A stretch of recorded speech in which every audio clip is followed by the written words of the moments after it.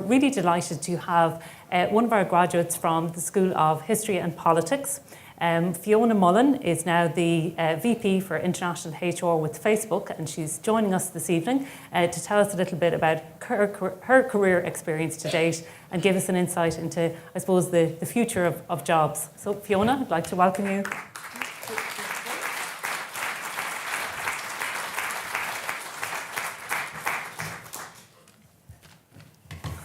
So thank you very much for joining us today. So as you made your way through Newman and into Theatre Q, it must have triggered some memories of your time here studying history and politics. I think I was here at one point learning American history on a Wednesday morning at 9 o'clock, which is far too early for anybody in university. However, yeah, I don't know that I've actually been back to the arts block since then, really? Which is kind of ridiculous, yes. So lots of memories flooding back. Very good. So our alumni were sharing, I suppose, some of the skills that they've gained and that they apply in their current roles. Can you tell us a little bit about the skills that you remember you gained and how they helped you in your earlier career? I think, like many who've talked already, I didn't have a sense of what I wanted to do. And I came in to do history and politics largely as I think I had been influenced by my father, who had done the same subject. I'd thought about doing law, but I wasn't really sure. And so at the time, I was really interested in history at school. And so it led me to something that I knew I would enjoy, but also could give me options at the end. If I'm honest, I remember being completely paranoid about not being a thing. And I had lost some of my friends who were doing law or commerce or engineering or medicine, and they were quite sure of themselves as to what they were going to be. Yeah. And that quite scared me at the time because I didn't have that assurance. And coming into the arts block at the time with hundreds and hundreds of students at the time, I thought, oh my gosh, how is this going to work? And I remember feeling quite at sea in those first few months and finding my feet. Now, as I got through the degree program, I really enjoyed my two subjects. I had done philosophy in the first year, and I did enjoy that, and I had come in contact with subjects and discussions and kind of thought, lines of kind of inquiry and thought that I'd never really experienced at school before, like real hard questions. And certainly at school at the time, we weren't taught to ask really hard questions. Sure. And so I think that's the thing that I brought right through. Coming out of a BA, I thought I might go down a couple of different angles. One is the diplomatic route, the other was actually academia. So few for those who might have ended up working with me. I did well. I got a prize here for my class. At one point, there was about maybe 40 or 50 of us in history and politics, and that kind of encouraged me to go and do a master's, and I went to London School of Economics and I did a master's there in political economy, which was really, really interesting. And I asked lots more questions, and I looked around and I saw a lot of middle-aged white men, and I thought I couldn't see myself working here for the rest of my career. And then I was quite lost, if I'm honest, because I had kind of an academic background and I was completely unqualified to do anything. And the job market at the time was brutal. Yeah. And so I was possibly questioning this idea of not wanting to be a thing, or what was I going to be. And so I fell into HR in that route, actually. Okay.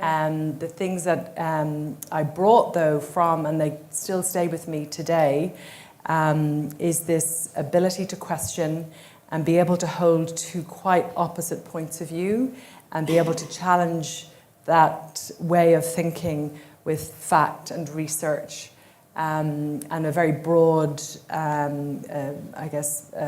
methodology, and be able to articulate that to people I work with, people I need to influence, and in the companies that I've worked with since. So it continues to actually be relevant to me, and it's something that I continue to be very curious about, particularly in the world today, which in my view not enough people have studied either history or politics. I think if many of them have, we mightn't be in such ridiculous mayhem that we are today. Very good. That's great. And I read, I think it was last week, that Facebook are actually moving to Ballsbridge. So that's a really great sign of their investment in Dublin. I'm sure people will be interested to hear what it's like to work in Facebook. Like, how would you explain to a friend? Most people who ask me what it's like to work for Facebook think about ping pong tables and free food and bright colours and people walking around in their stocking feet and all that good stuff. And all of that's true.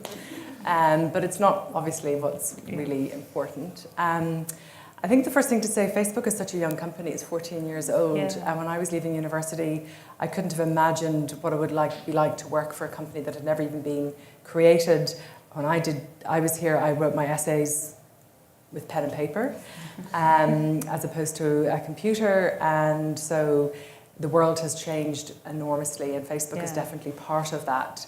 And so if there's anything I would say to you is, there's lots of goodness in change, so don't be worried about what you're learning, it's how you learn. And I think that's very true in Facebook because we change so much. It is all about ideas. As a new hire, as a pretty junior person, you have a lot of ownership for the work that you do, and you are asked very much to deliver on the outcomes of the work that you do. And that's it's quite organic. You need to be very adaptable. You need to be able to work with people very easily. You need to be very curious. You need to be a fast learner. And you need to be able to execute on the work that you do. And above all, you need to be really nice. I mean that genuinely. It's a misused word, being nice. Actually being easy to work with, being invested in others' success and they being invested in your success is very much at the heart of how we work. And I think that starts, at any point in one's life, but particularly when one is learning, we learn from each other, and that continues right through the world of work. Okay, very good. By the way, I hope you're using Facebook, and if not, please use Instagram and certainly WhatsApp. We need to pay those bills moving into AIB Bank Centre. So in HR, you probably have a large recruitment team that are reviewing CVs all the time. Would you have a sense of the qualities that spring to mind when you come across a CV from an arts and humanities graduate? I think it's having a passion for something and being able to talk about it, articulate it, have knowledge about it, be able to engage in a conversation, have done something about it, and it can be anything. It can be stuff that's irrelevant to Facebook, but equally it can be stuff that can be relevant. I think many people don't fully understand the kind of things that we do. But I think that would be the main thing. It's not what you know, but it's kind of how you engage with what you know and how you can discuss it with somebody and the kind of passion that you have for it and how you talk about the learning that you have around it. Okay, very good. And something that we come across in the Career Centre, it's a conversation we're always having, is about, I suppose, the jobs that didn't exist a few years ago and preparing for students for jobs that haven't even been invented yet, for a future we don't know. Is that a conversation in the HR space and in Facebook that you're talking about the skills that you might need that you don't know yet about? That's completely. It is something we talk about. It isn't something we worry a tremendous amount about. And the reason for that is, again, the work environment that we're in is changing so much, and we put a lot of, power in the hands of all of our employees so that they themselves can go and figure out what it is that they need to learn in order to do their jobs, and we provide them with kind of access to the learning to do that. So rather than it being very prescriptive, oftentimes they are the ones that are best placed to tell us what it is they need to do, how they go about doing their research, whether it's around technology or whether it's around kind of a user experience on one of our platforms, or whether it's around keeping our community safe. Oftentimes we're at the kind of frontier of new things, and being able to use our own employee base to bring that into the company, and then for us to support it is how we treat it. So we don't try to think too far ahead, but really deal with what's coming at us in the moment. Okay, very good. So you weren't maybe in this theatre, but you were in a theatre like this. So is there advice that you would give, or maybe it's advice that you received around like some people here are preparing for filling out their CAO. Any advice that you would share with a student right now? I completely concur with everything that everybody said about do something that you love. Yeah. Because no matter what that thing is, you bring it into every conversation you have with, a potential employer, somebody that would work with you on something.